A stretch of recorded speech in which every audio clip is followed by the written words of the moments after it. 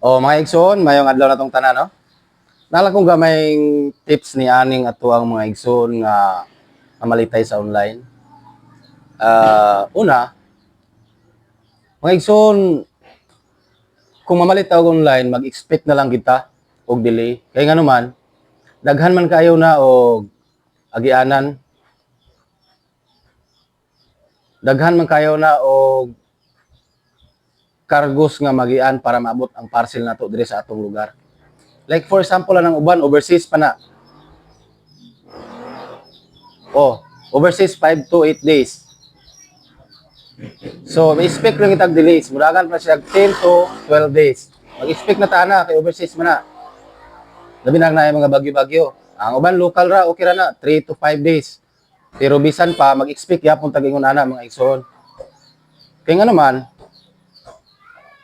kanim gong uban, mo cancel kay dili na. Ang igsoon dili na mao. Ato lang pananglitan ibutang ha. Lunes karon. Lunes karon.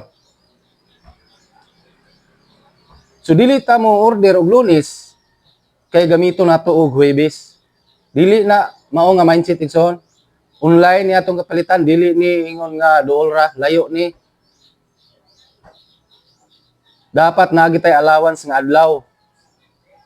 So malikaya na to ning mag-cancel na lang kay delay na, ulahin na, lapas nagtulo ka adlaw.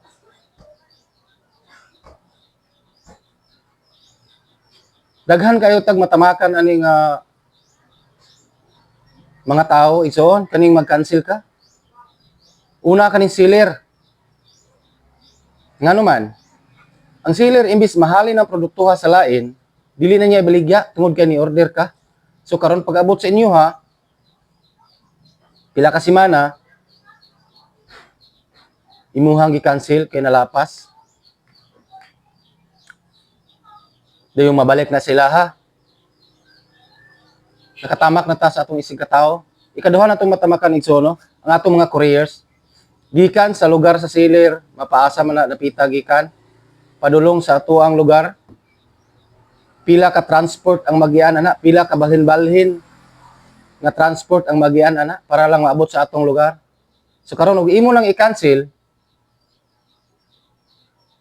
same ilang buhaton. Dalon na po nila pabalik kung diin tugikan. Ikatulo kani ato ang mga riders mo ni tamakan na po nato nila hang katungod. Ngano man?